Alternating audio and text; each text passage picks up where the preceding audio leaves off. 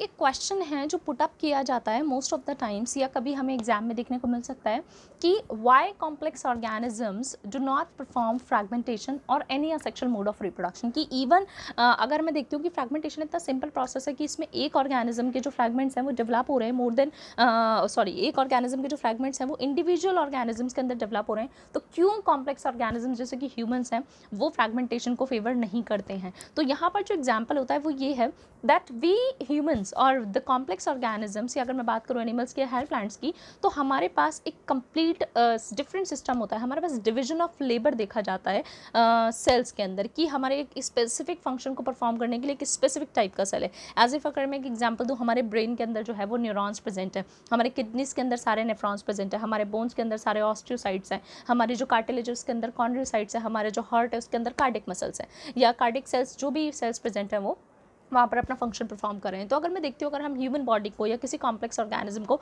Multiple parts में cut कर देते हैं, तो क्या ऐसा होगा कि अगर मैं अपना हेड कट कर दूँ तो मेरा हेड एक नए ऑर्गेनिज्म में डेवलप हो जाए? Of course not. तो वहाँ पर अगर मैं देखती हूँ अगर हमारी जो बॉडी के सेल्स हैं वो फ्रैगमेंटेशन की प्रॉपर्टी रखते भी, तो जो भी ऑर्गेनिज्म बनता वो सिर्फ न्यूरॉन्स को ही कैरी करता। सो दैट इज़ वाई जो कॉम्प्लेक्स ऑर्गेनिजम्स हैं वो असेक्सुअली प्रोडक्शन जैसे कि फ्रैगमेंटेशन को परफॉर्म नहीं करते, because we have division of labour present in our body.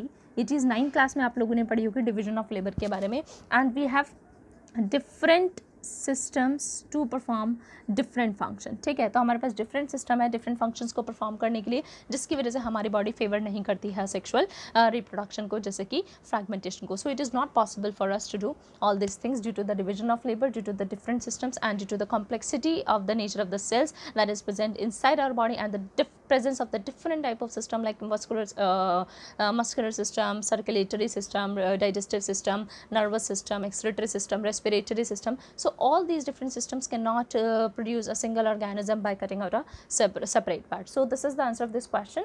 Let us move towards the next type of the sexual reproduction, which is spore formation. So this is the simplest one जो हमें अभी तक पढ़ना है। इसके अंदर हमें simple examples को discuss करना है।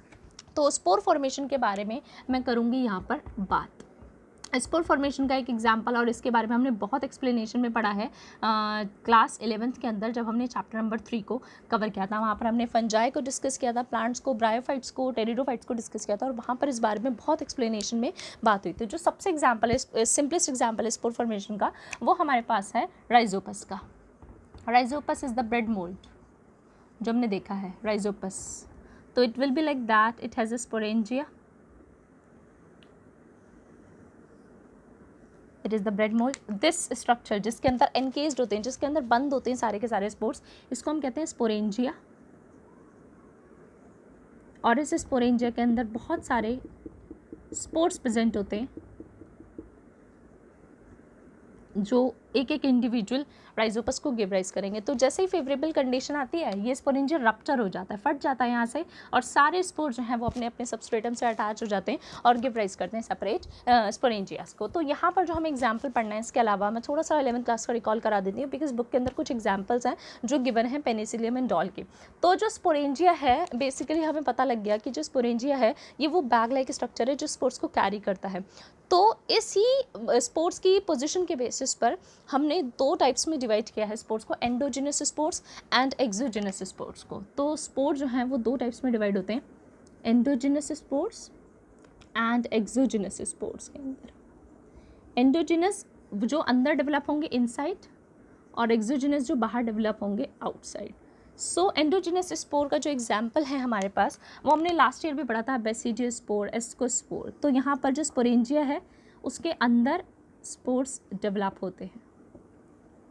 So this is also an example of endogenous spore, because यहाँ पर स्पोर जो है वो with in the sporangia develop हो रहे हैं। ठीक है, तो यहाँ पर एग्जाम्पल है जैसे आप प्लेनोस्पोर का ले लो।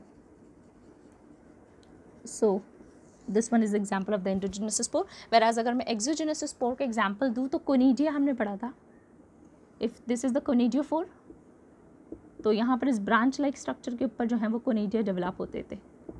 So this is the example of the exogenous spore, conidia. So apart from that, on the basis of, ये तो हो गया पोजिशन के बेसिस पर, on the basis of position sports कितने टाइप्स के हैं।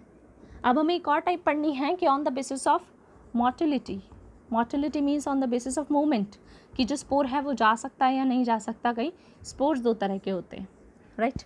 तो एक स्पोर का टाइप जो हमें पढ़ना है यहाँ पर on the basis of motility, वो है फ्लैजिलेटेड स्पोर कहलाते हैं वो, जिनके पास फ्लैजिला प्रेजेंट होता है, और जिनके पास नहीं है वो कहलाएंगे non flagellated.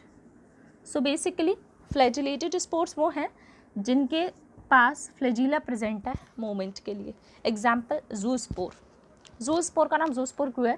Because it the property जो है इसकी वो एनिमल लाइक है, बिकॉज एनिमल जो है वो मूव कर सकता है, मोटाइल होता है नेचर में, और इनके पास फ्लैजिला होते हैं मूव करने के लिए, लेकिन ये पाए प्लांट्स के अंदर या फंजाई के अंदर जाते हैं। वैराज अगर मैं एग्जाम्पल लेती हूँ नॉन फ्लैजिलेटेड का, तो इनके पास कोई फ्लैजिला नहीं होता, they are simple something like that, और ये मोटिलिटी को शो नहीं करते, एक जगह से दूसरी जगह नहीं जा सकते हैं। तो फ्लैजिलेटेड आर दोज जिनके पास फ्लैजिला है लोकोमोशन के लिए, and non flagellated are those जिनके पास फ्लैजिला नहीं है लोकोमोशन के लिए। तो एग्जाम्पल्स हैं यहाँ पर, अगर मैं फ्लैजिलेटेड का दूँ तो ज़ूस्पोर है हमारे पास एग्जाम्पल, अगर मैं नॉन फ्लैजिलेटेड का दूँ तो मैं कोनिडिया का भी दे सकती हूँ, देने को मैं यहाँ पर पेनिसिलियम का भी दे सकती हूँ, जो एनसीईआरटी के अंदर गिवन है। पेनिसिलियम अगर मैं थोड़ा सा ड्रॉ करके दिखा दूँ, जिससे हमने फर्स्ट एंटीबायोटिक पेनिसिलिन बनाया था पेनिसिलियम नोटेटम से, तो बुक के अंदर एक गिवन है, एनसीईआरटी के अंदर ऑलरेडी ड्रॉ है ये डायग्राम, जम्यूज़ के डायग्राम के पास ही, इट इज़ लाइक दैट, और इसके ऊपर बहुत सारे सेपरेट स्पोर्स डेवलप हो रहे हैं। सो this one is also an important example जो पेपर में पूछा जा सकता है in the form of match the following. अगर थोड़ा और स्पोर्ट्स के बारे में जानना है तो नोट्स के अंदर मैंने इसके बारे में और भी चीज़ें मेंशन करी हैं, वहाँ से आप लोग इसको कवर कर सकते हैं। ओके।